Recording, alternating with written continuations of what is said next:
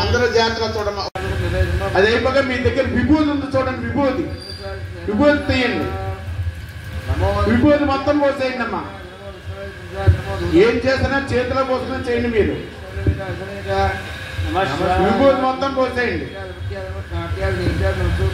ఆ తర్వాత అర్చన స్వామి వచ్చి కొబ్బరి కొట్టిస్తారు మీకు. ఆ జలం కూడా అభిషేకం చేసేయండి.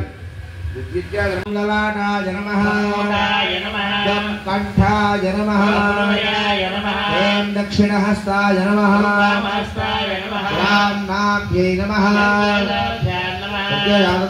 సత్యజాతాయ వై నమో నమః, నమోద్భవాయ నమః, వామదేవాయ నమో, జ్యేష్ఠాయ నమః, శ్రేష్ఠాయ నమో, రుద్రాయ నమః, కారాయ నమః, కవిర్గుణాయ నమః, బలగుణాయ నమః, బలాయ నమః, బలప్రదాయ నమః, సర్వభూతమనాయ నమః, మనోత్మనాయ నమః. घोरेभ्यो घोरेभ्यो घोरघोरतरेभ्यः उदानां ब्रह्मादेव ब्रह्मणोदेव ब्रह्मा शिवमे सदा शिवो मूर्धने नमः.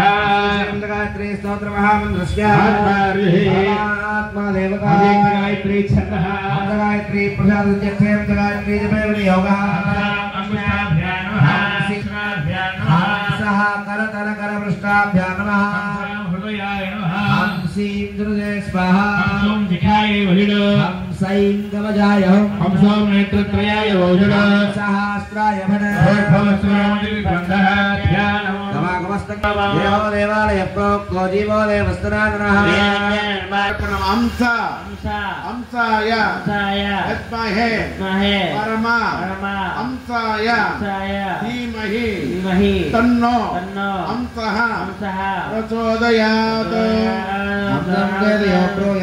नाम सदाशिवः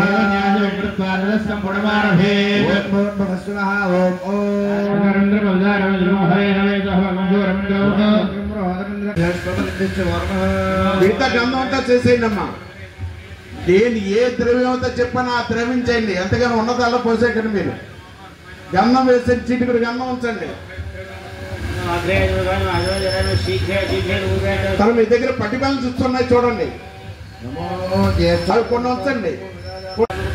అదే పక్క మీ దగ్గర విభూతి ఉంది చూడండి, విభూతి విభూతి తీయండి. విభూతి మొత్తం పోసేయండి అమ్మా. ఏం చేసినా చేతిలో పోసినా చేయండి మీరు. విభూతి మొత్తం పోసేయండి. ఆ తర్వాత అర్చన స్వామి వచ్చి కొబ్బరి కొట్టిస్తారు మీకు. ఆ జలం కూడా అభిషేకం చేసేయండి. జలాన్ని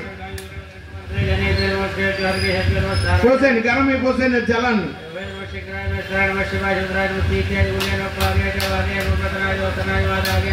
చేసేయాలి. ఆ చెక్కలు పైకి బయట పెట్టుకోండి. పల్లెల్లో పెట్టకండి చెక్కల్ని, చెక్కలు బయట పెట్టండి. ఇప్పుడు పాలతో చేస్తుండండి, ఉద్దంతో పాలతో పాలు చేస్తుండండి అభిషేకం.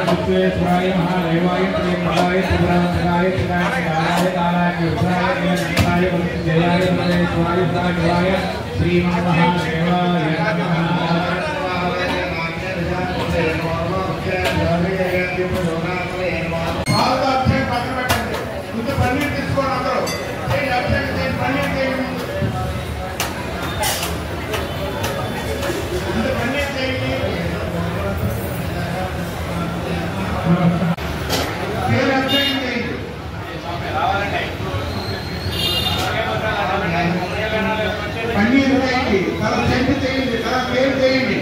మీ దగ్గర పంచదారం చూడండి.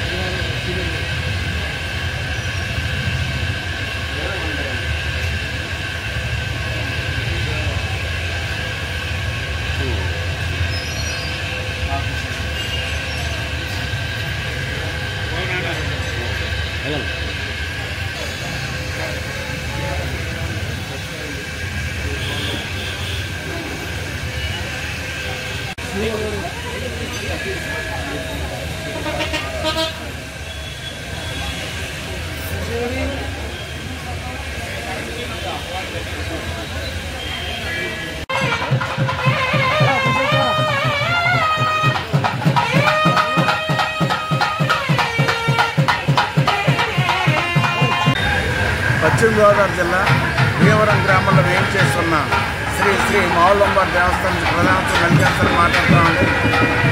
శరన్నవరాత్రుల భాగంగా ఈరోజు 10వ రోజులో చేరుకోవడం జరిగింది.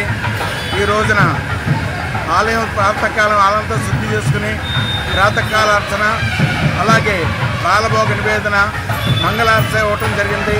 తదనంతరం అమ్మవారి స్వరూపాన్ని గరకన పెట్టి ఇక్కడ పందిట్లో అందరి చేత భక్తులందరి చేత సామూహికంగా ప్రత్యేక అభిషేకం చేయడం జరిగింది.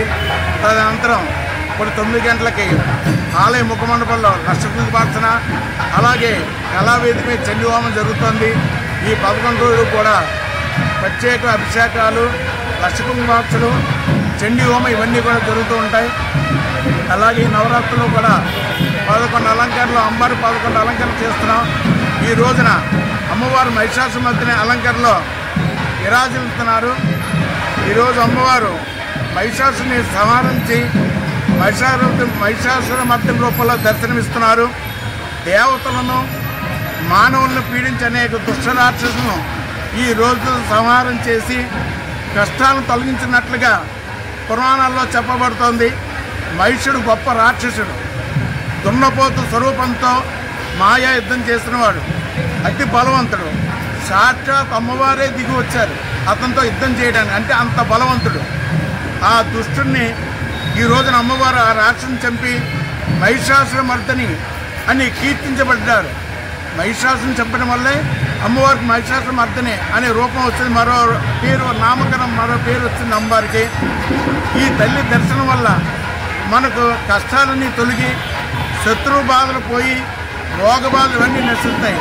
అంటే ఈ రోజున మహిషాసురమర్దిని రూపంలో ఉన్న మావులంబను దర్శించుకుంటే మనకి శత్రు బాధలన్నీ పోతాయి, మన కష్టాలన్నీ తొలగిపోతాయి, రోగాలు కానీ మానసిక బాధలు ఇవన్నీ తొలగిపోతాయి. కాబట్టి మహిషాసురమర్దిని రూపంలో ఉన్న అమ్మవారిని దర్శించుకుని అమ్మవారి యొక్క కృపకి పాత్రగా కోరుతున్నాం.